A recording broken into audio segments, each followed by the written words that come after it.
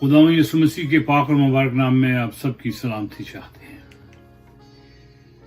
خداوند یسوع مسیح کی تصلیب و قیامت سے پہلے اور بعد کے موضوع پر یہ 5واں پیغام ہے۔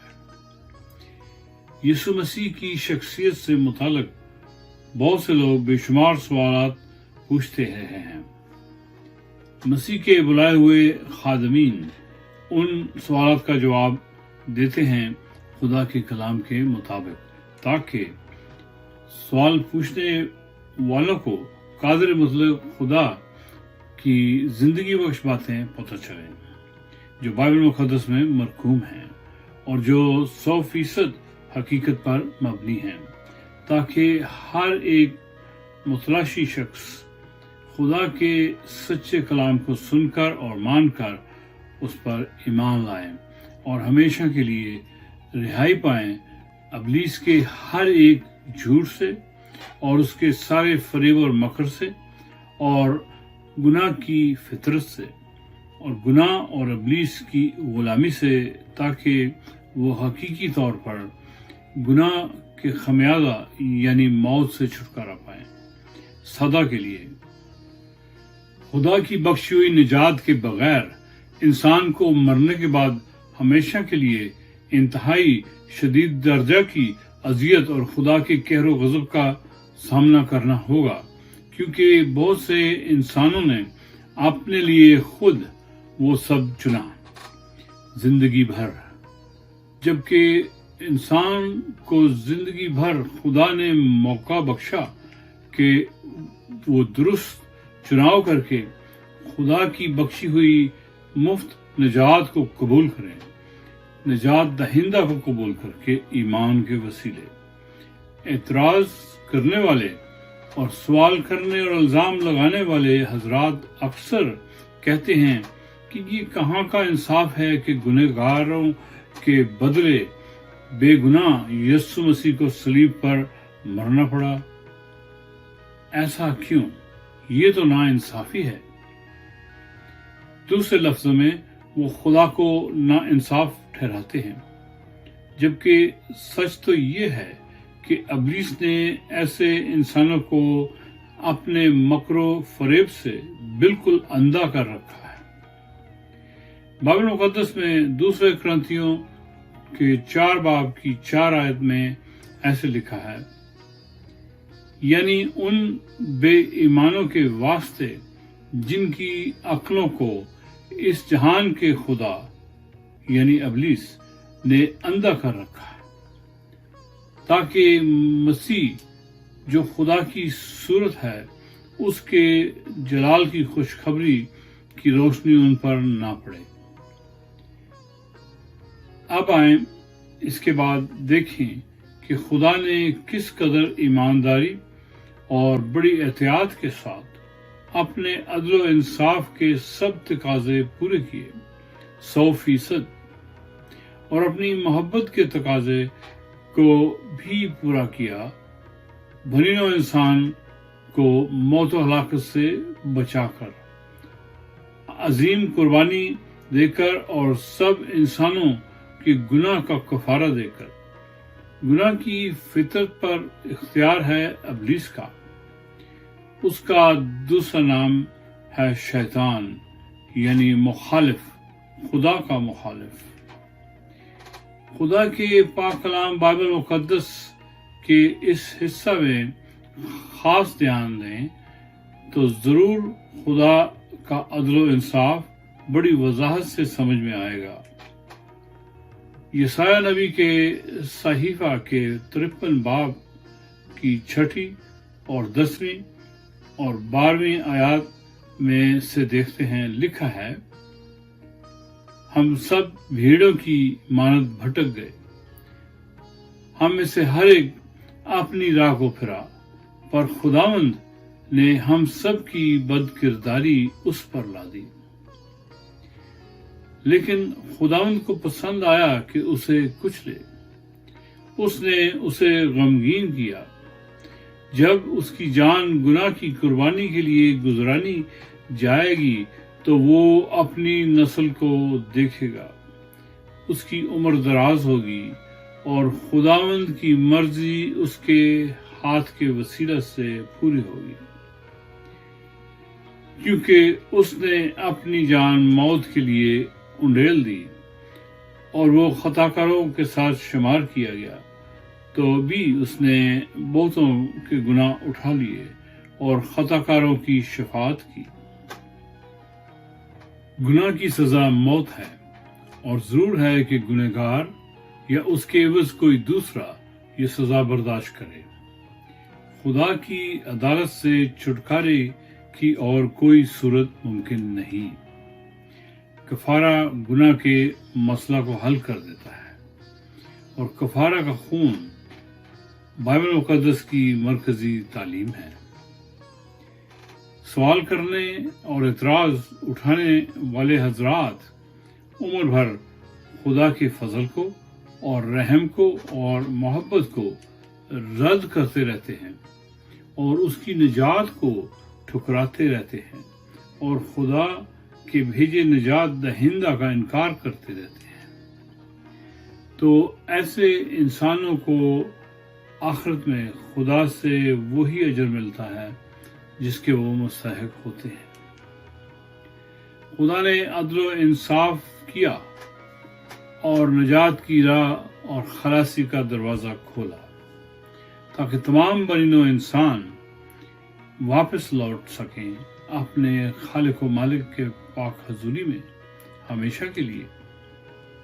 لیکن متکبر انسان خدا کے عدل و انصاف کو ناانصافی کہہ کر رد کرتے ہیں اور طنز کرتے ہیں، اور مسیح کی تصلیب و قیامت کے عظیم کام کو جھٹلانے میں ابلیس کا ساتھ دیتے ہیں بڑے فخر کے ساتھ۔ بالخصوص یسوع مسیح کی تصلیب و قیامت کی حقیقت کو بڑی شدت کے ساتھ جھٹلایا جاتا ہے۔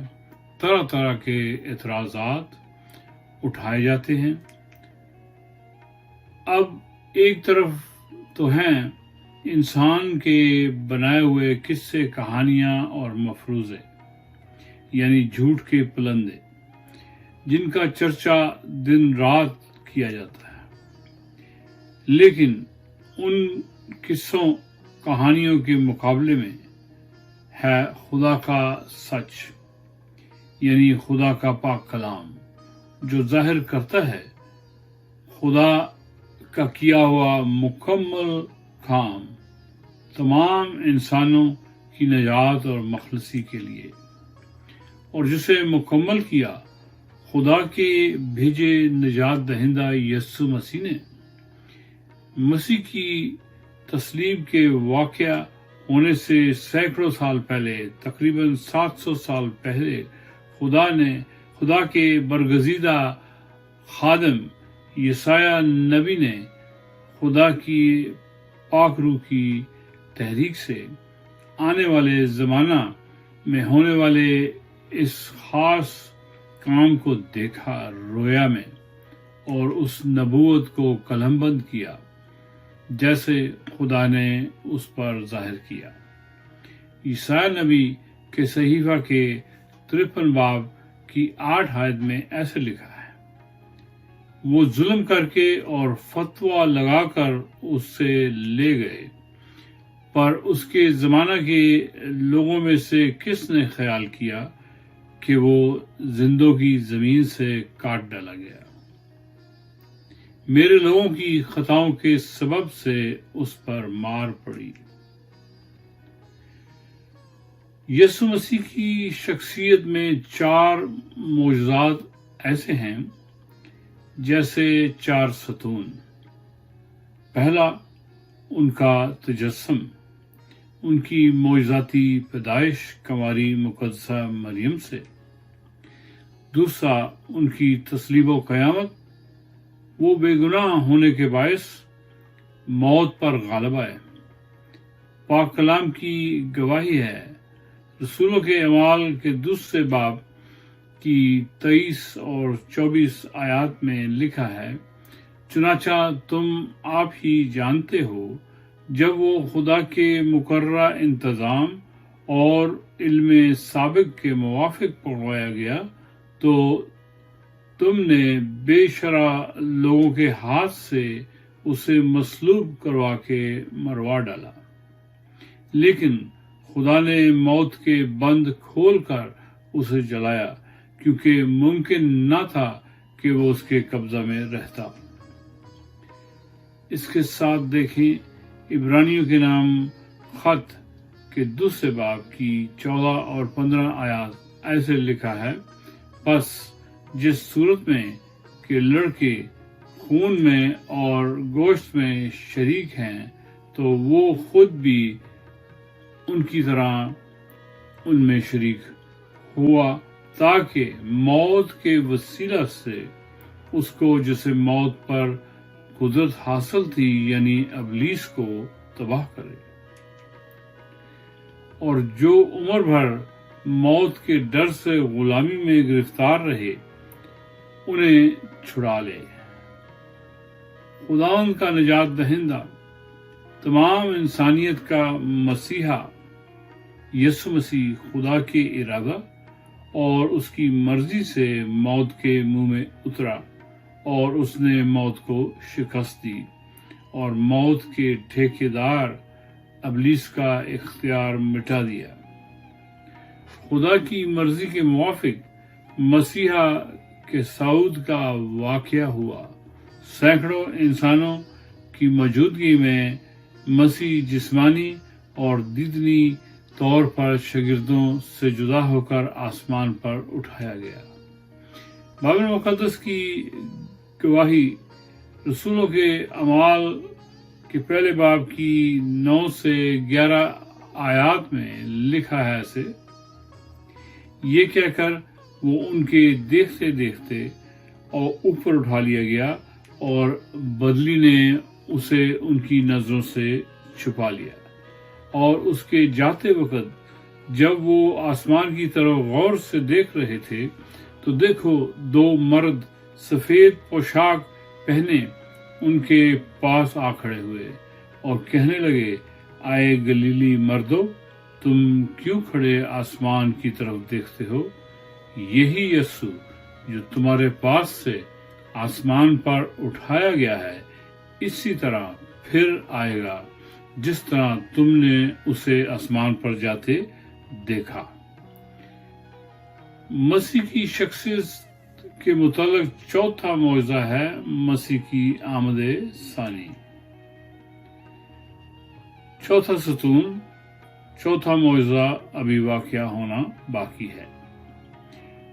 خالق و مالک قادر مطلق خدا جو عہد باندھتا ہے اور اسے پورا کرتا ہے، اسی کے عہد اور وعدہ کے مطابق پہلے 3 معجزات پورے ہو چکے ہیں۔ مسیح کی آمد ثانی کی بابت بے شمار وعدے اور نبوت کا کلام دے چکا ہے مہربان آسمانی باپ۔ بائبل مقدس میں مطالعہ کر سکتے ہیں آپ۔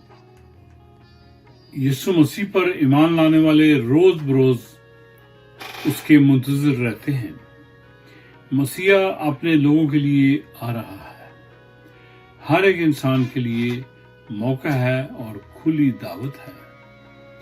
خدا کے کلام پر، اس کے سچ پر ایمان لائیں اور اس کے لوگوں میں شامل ہوں اور ہمیشہ کی زندگی پائیں۔ دل و جان سے دعا میں اقرار کریں، میرے ساتھ مل کر ایسے: مہربان آسمانی باپ، مجھ گنہگار پر رحم کریں اور میرا ہر ایک گناہ معاف کر دیں، یسوع مسیح کے وسیلے۔ یسوع مسیح کے پاک لہو سے مجھے پاک کر دیں تمام ناراستی سے، اور مجھے اپنے پاک روح سے معمور کریں۔ روح پاک مجھے خدا کے کلام کی تعلیم دیں اور گہرے بھید سکھائیں اور سمجھائیں۔ یسوع مسیح کے نام میں میری منت سن لیں، آمین۔ برائے مہربانی ہمارے پیغامات کو دیکھتے رہیں اور لائک کرنے، شیئر کرنے اور سبسکرائب کرنے کے لیے بہت شکریہ۔